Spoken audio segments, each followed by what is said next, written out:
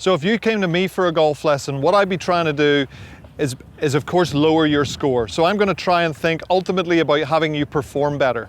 Now that might begin with making sure that your body's able to do the things that perhaps we'd want you to do in the swing. So that would be a physical assessment or a physical screen. We'll get some data from your golf swing, we'll get some video, get some force plate data, get some TrackMan data, and we'll want to come up with perhaps physical exercises, golf swing exercises, and maybe golf swing drills, and that would be part of your training plan.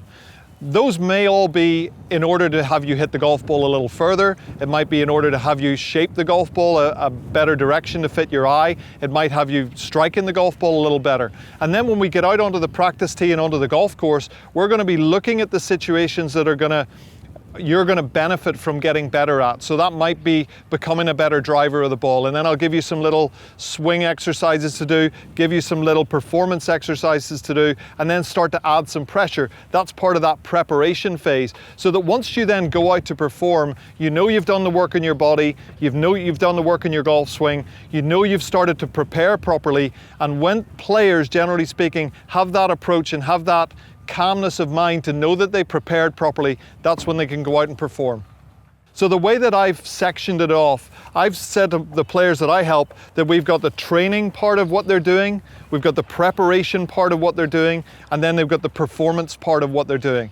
Now, if we went from performance backwards, once you're in that performance state, you want to be ready to go, you want to have been well prepared, of course you want to be well trained, you want to know what your routines are, you want to know what your triggers are. At the highest level, the guys do exactly the same thing in their warm-ups, they do exactly the same thing in the gym, really with their therapist before they come to the range, and of course they do exactly the same things when they get to the golf course.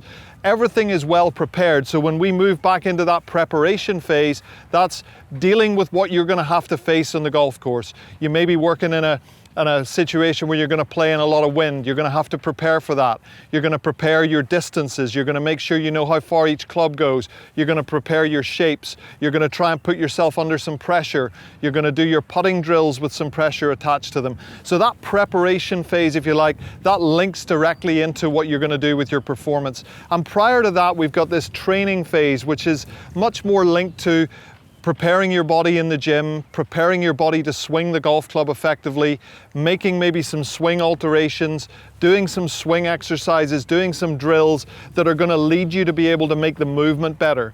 Now, one thing's for sure, if you start trying to do the swing drills and make different movements, things that you haven't prepared, and you put it over there in the performance state, your performance is going to drop a lot. So I think many of us, and certainly myself included, have tried perhaps to swing the golf club really well when we're on the golf course.